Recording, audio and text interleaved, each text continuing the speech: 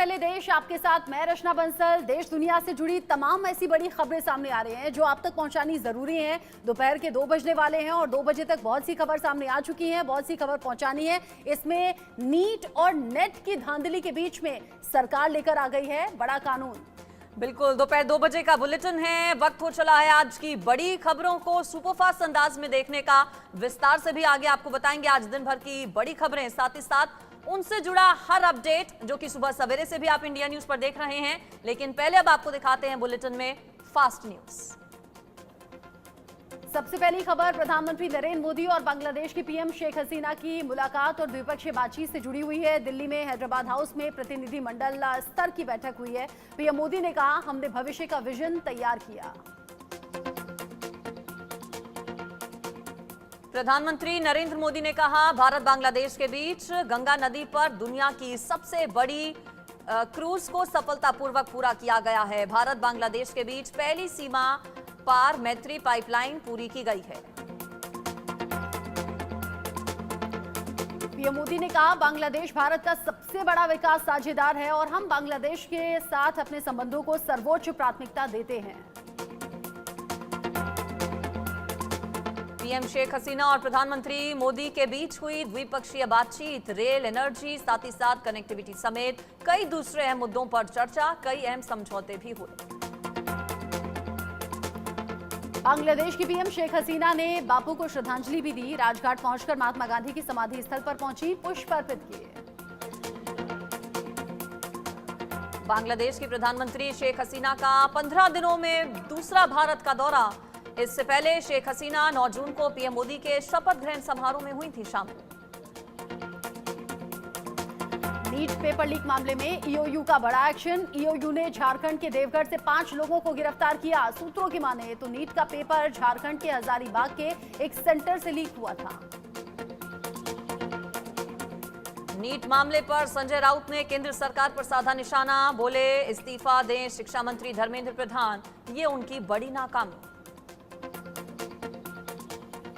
राजधानी दिल्ली में जल संकट बरकरार। कई इलाकों में बूंद बूंद पानी के लिए तरस रहे लोग। जल संकट के बीच में टैंकर्स के जरिए की जा रही पानी की आपूर्ति। जल मंत्री आतिशी की भूख हड़ताल का आज दूसरा दिन। दिल्ली के हक का पानी दिलाने के लिए कर रही हैं सत्याग्रह। हरियाणा सरकार पर पानी रोकने का आरोप। दिल्ली की जल मंत्री आतिशी ने भोगल स्थित शिव मंदिर में जाकर पूजा अर्चना की। कहा, मैंने हर संभव रास्ता अपनाकर देख लिया, लेकिन जब किसी भी रास्ते से हरियाणा सरकार पानी देने को तैयार नहीं हुई तो मेरे पास अनशन पर बैठने के अलावा कोई और रास्ता नहीं था। दिल्ली में जल संकट को लेकर बीजेपी का विरोध प्रदर्शन। तुगलकाबाद में पानी की किल्लत को लेकर सड़क पर उतरी बीजेपी। ओखला फेज 2 में दिल्ली जल बोर्ड कार्यालय के बाहर किया हंगामा। स्वाति मालीवाल मारपीट मामले में विभव कुमार को कोर्ट से झटका। 30 हजारी कोर्ट ने विभव कुमार की न्यायिक हिरासत 6 जुलाई तक बढ़ाई। 18 मई को पुलिस ने गिरफ्तार किया था। देर से ऑफिस आने वालों के खिलाफ सख्त एक्शन की तैयारी। 15 मिनट से लेट हुए तो कटेगी आधे दिन की सैलरी। केंद्र सरकार ने कर्मचारियों के लिए जारी की नई गाइडलाइंस। बिहार में सीवान में करोड़ों का पुल ढह गया। देखते ही देखते गंडक नहर के पानी में समा गया पुल। हादसे में किसी तरह की जनहानि नहीं हुई, जो कि राहत की बात है, लेकिन कुछ दिन पहले ही अररिया में भी पुल गिरा था। जानलेवा बनी हीट वेव। यूपी में 35 और दिल्ली में 21 लोगों की हुई मौत। सरकारी डेटा के मुताबिक 1 मार्च से 20 जून तक देश भर में हीट वेव की वजह से अब तक 143 लोगों की गई जान। नीट और यूजीसी नेट परीक्षा विवाद के बीच में सरकार ने लिया है बड़ा फैसला। पेपर लीक और नकल रोकने के लिए आया सख्त कानून। देर रात लोक परीक्षा कानून की अधिसूचना जारी। दोषी पाए जाने पर होगी सख्त कार्रवाई। दोषियों के लिए अधिकतम 5 साल की सजा, साथ ही साथ 1 करोड़ रुपए तक के जुर्माने का प्रावधान। पेपर लीक पर घमासान के बीच में सीएसआईआर यूजीसी नेट का एग्जाम टल गया। 25 से 27 जून के बीच में होने वाली थी परीक्षा।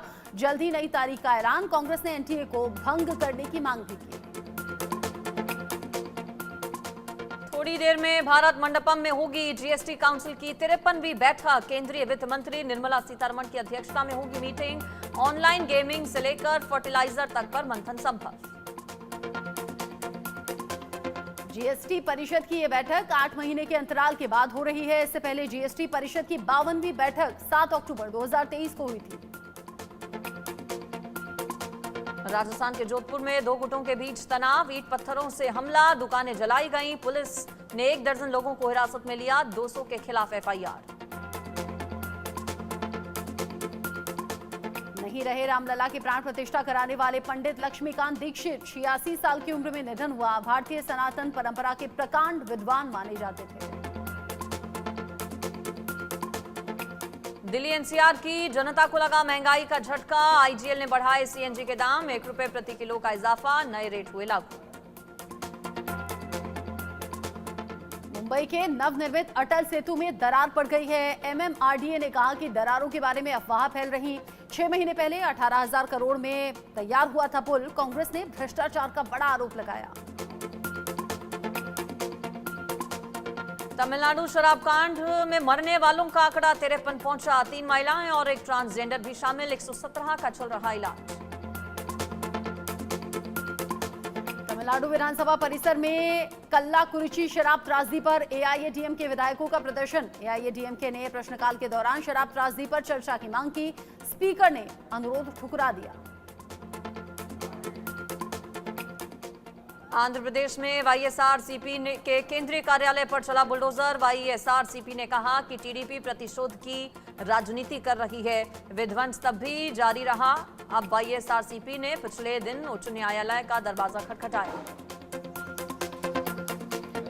दिल्ली एनसीआर में मौसम का मिजाज बदला है। बारिश के बाद भयंकर गर्मी से दिल्ली एनसीआर के लोगों को थोड़ी राहत मिली है। कल से फिर बढ़ जाएगा तापमान।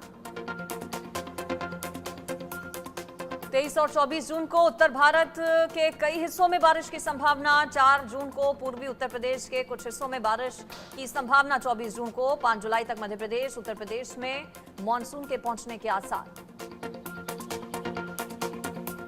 आने वाले उत्तराखंड विधानसभा उपचुनाव के लिए एक्शन में है बीएसपी। पार्टी ने जारी की 13 स्टार प्रचारकों की सूची। बीएसपी प्रमुख मायावती, आकाश आनंद पार्टी के लिए करेंगे प्रचार। उत्तर प्रदेश में 11 सीनियर आईपीएस अफसरों का तबादला। 2 जिलों के पुलिस कमिश्नर भी बदल दिए गए। अमरेंद्र कुमार सेंगर अब लखनऊ के नए पुलिस कमिश्नर।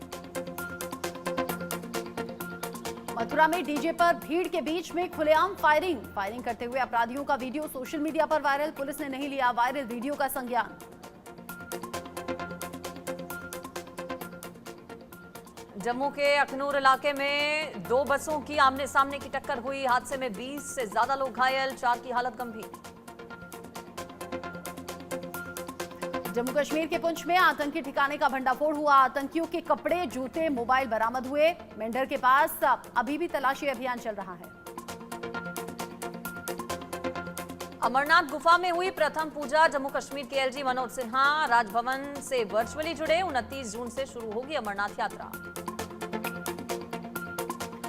जम्मू कश्मीर के उपराज्यपाल मनोज सिन्हा ने कहा 29 जून से देश भर के श्रद्धालु बाबा अमरनाथ के दर्शन कर सकेंगे। आने वाले श्रद्धालुओं के लिए सभी जरूरी सुविधाएं जुटा ली गई हैं। सुरक्षा के भी कड़े इंतजाम किए गए। ज्येष्ठ पूर्णिमा के मौके पर उमड़ा आस्था का जनसैलाब। हरिद्वार में श्रद्धालुओं ने गंगा नदी में पवित्र डुबकी लगाई। सुरक्षा के पुख्ता इंतजाम। ज्येष्ठ पूर्णिमा के मौके पर प्रयागराज में आस्था का जनसैलाब। श्रद्धालुओं ने संगम घाट पर स्नान किया। गुरुग्राम की फैक्ट्री में धमाके के बाद लगी आग। 2 लोगों की झुलसकर मौत हुई। दमकल की 24 गाड़ियों ने आग पर पाया काबू। देवस्नान पूर्णिमा पर श्री जगन्नाथ मंदिर में उमड़ी भक्तों की भीड़। रंग गुलाल लगाकर महाप्रभु की भक्ति में हुए लीन भक्त। भारी भीड़ को देखते हुए सुरक्षा के पुख्ता इंतजाम। अयोध्या के डीएम और हनुमानगढ़ी के पुजारी राजू दास के बीच बहस हुई। डीएम ने तत्काल राजू दास के गनर को हटाया। राजू दास का कहना है कि गनर हटाकर उनकी सुरक्षा के साथ खिलवाड़ हुआ और कह रहे हैं यदि कोई घटना होती है तो पूरी तरह से जिम्मेदार प्रशासन होगा। महाराष्ट्र के ठाणे में आग का तांडव देखने को मिला। गोखले मार्ग पर टावर में लगी भीषण आग। मौके पर दमकल की गाड़ियां पहुंची। अभी तक किसी के हताहत होने की खबर नहीं। यूपी के बरेली में दबंगों के हौसले बुलंद हैं। प्लॉट कब्जे को लेकर दिन दहाड़े हुई फायरिंग और आगजनी। गोली लगने से एक शख्स जख्मी हो गया। घटना के बाद सभी आरोपी फरार। उत्तराखंड के ऋषिकेश में पेड़ गिरने की वजह से रानी पोखरी राजमार्ग पर यातायात कुछ समय के लिए बाधित हो गया। इसके बाद एसडीआरएफ ने पेड़ हटाकर ट्रैफिक शुरू करवाया। तजाकिस्तान में हिजाब और बुर्का पहनने पर जुर्माना लगेगा। कानून नहीं मानने पर 60,000 से ज्यादा लगेगा जुर्माना। इस फैसले के बाद पूरे तजाकिस्तान में हड़कंप की स्थिति। इस पूरे मामले को लेकर डोनाल्ड ट्रंप ने लिया यू टर्न। अपने सख्त कदम में बदलाव को लेकर डोनाल्ड ट्रंप को लेकर अलग अलग तरह की हो रही हैं बातें। ट्रंप का ये बदला रुख अमेरिकी कॉलेजेस में पढ़ रहे भारतीय छात्रों का जोश बढ़ाएगा। रूसी राष्ट्रपति व्लादिमीर पुतिन ने उत्तर कोरिया के तानाशाह किम जोंग उन के लिए कार चलाई, फिर गिफ्ट कर दी अपनी लग्जरी कार। 24 साल बाद नॉर्थ कोरिया गए थे पुतिन। रूसी राष्ट्रपति व्लादिमीर पुतिन की दक्षिण कोरिया को चेतावनी। रूस के खिलाफ जंग में यूक्रेन को हथियार न दें, ऐसा हुआ तो हम कदम उठाएंगे। 19 जून को रूस उत्तर कोरिया में भी डिफेंस डील हुई थी। स्विट्जरलैंड की अदालत ने भारतीय मूल के एक शख्स को प्रकाश हिंदुजा और उनके परिवार के 3 अन्य सदस्यों को 4.5 साल की जेल की सजा सुनाई है। एसोसिएट प्रेस की रिपोर्ट के मुताबिक कोर्ट ने आरोपों को गंभीर माना है।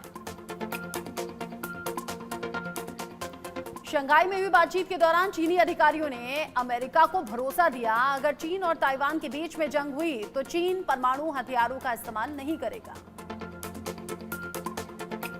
अमेरिका और चीन के बीच में 5 सालों में पहली बार परमाणु हथियारों को लेकर बातचीत हुई। मार्च में होनी थी ये बातचीत, लेकिन अब जाकर दोनों देशों के अधिकारी एक साथ बैठकर मामले पर चर्चा कर रहे हैं।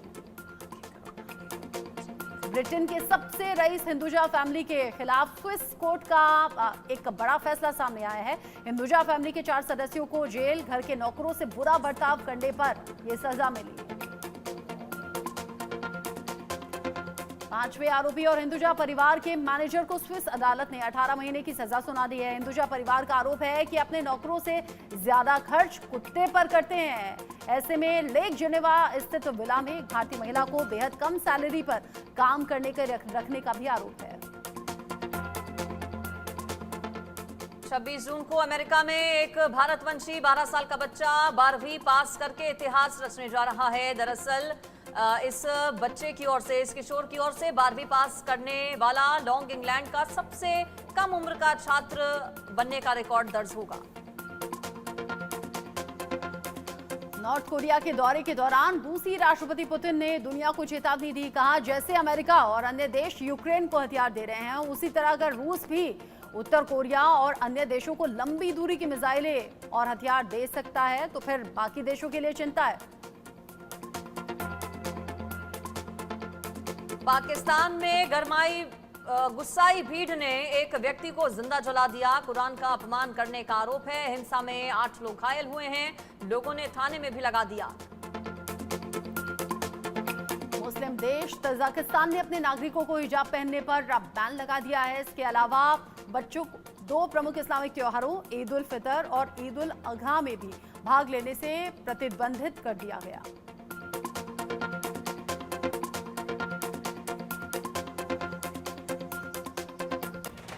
और चलिए अब